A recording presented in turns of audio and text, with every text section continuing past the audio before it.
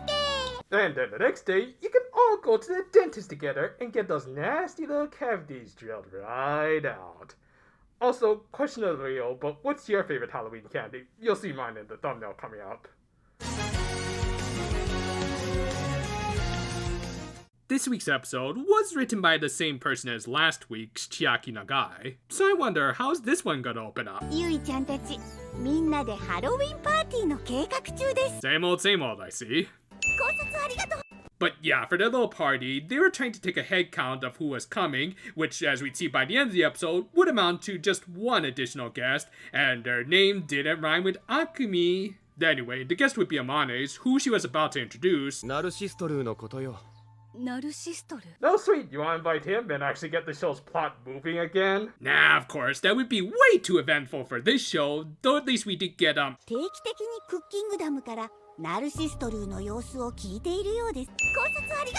And honestly, I found these reveals kind of disappointing. I mean, not too surprisingly, it turned out that he did indeed hold a grudge towards food, but it wasn't because he had a gyuzia and instead was just a picky eater and his tongue was sensitive to hot and spicy foods. Let me play a sad song for you on the world's smallest violin. I mean, don't get me wrong, the latter trait is a little unfortunate, but also something most people can overcome. Meanwhile, the former just makes him sound like a spoiled brat rather than the intimidating villain he was, who could have easily had a much more tragic backstory. Just saying, it would have been kinda poetic if he didn't have taste buds like the very robot he built. No, and also...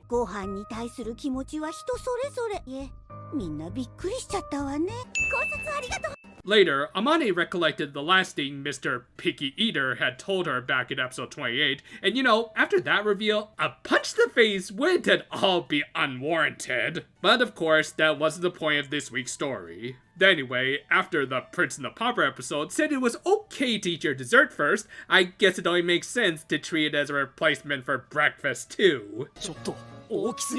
Come on everyone, let's get diabetes together! But yeah, this is just Amane trying to forget about her old trauma resurfacing with some comfort food, which is actually some good visual storytelling, though I do question them actually using that old stereotype about depressed girls and ice cream.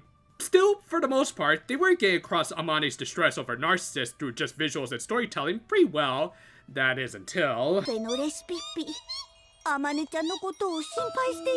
You know what? Why don't we just round that up to a nice even 50 at this point?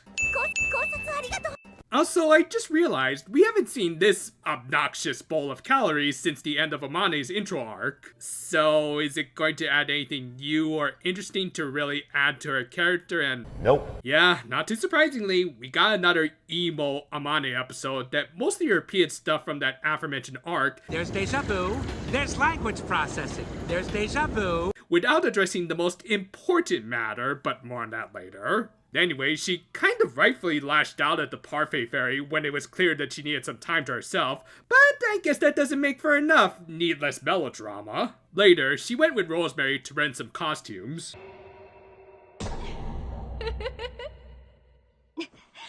Hey, it's still more G-rated than your pole dancing witch costume.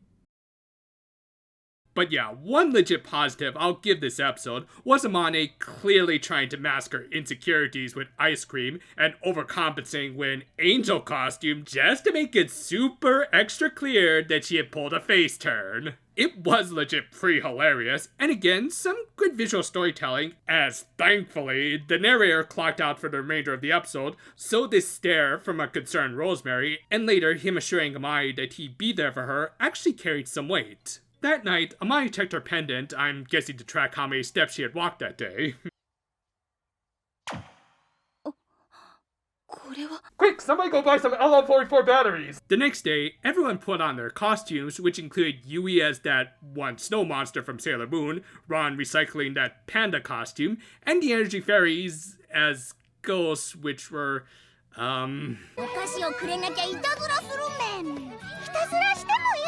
Yeah, in those costumes, that's a little You know what, never mind. Anyway, Kokonate brought out the obvious victim of the week, I mean some pumpkin pie, which were just some individual hostess fruit pies rather than a whole pie, which I won't say is blasphemy, but it's blasphemy. Still, they were good enough to get a retweet from Sequitur and her mini spiritor bots?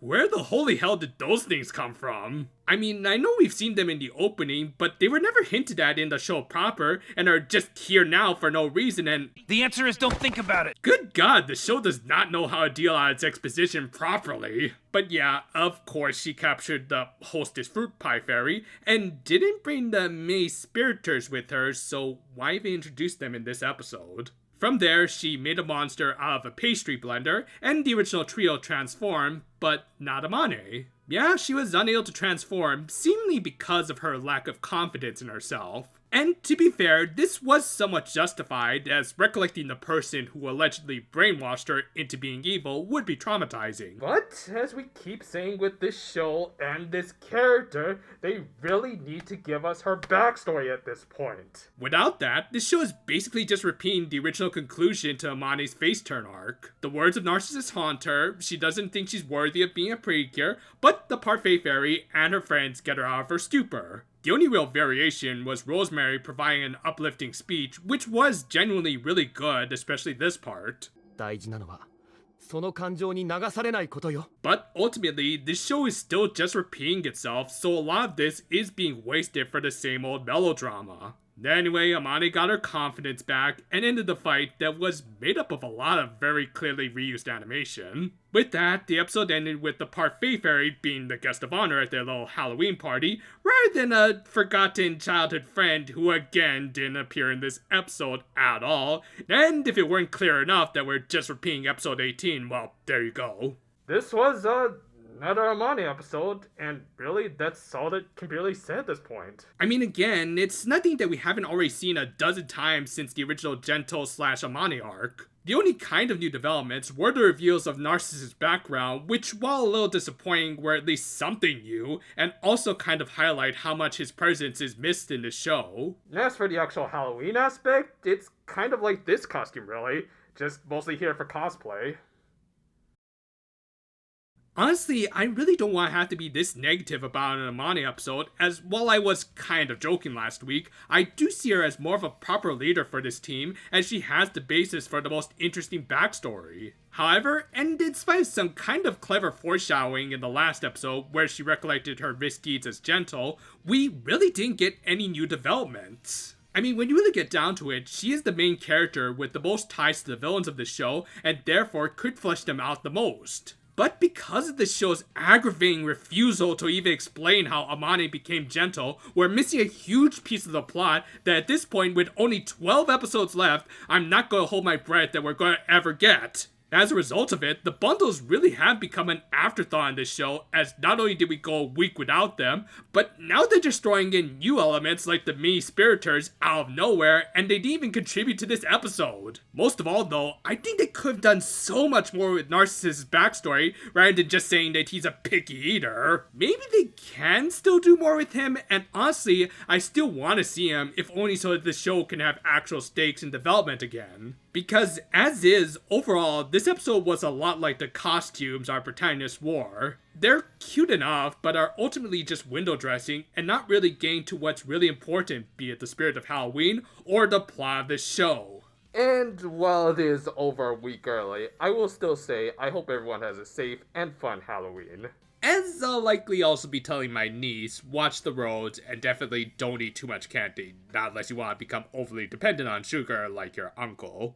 And until next time though, for now my friends, and hey, I'm back from the Squid Game. Thanks for covering for me this week. So did all my pre-recordings work out well? Great. Well, make yourself at home. We could always use a few more background characters.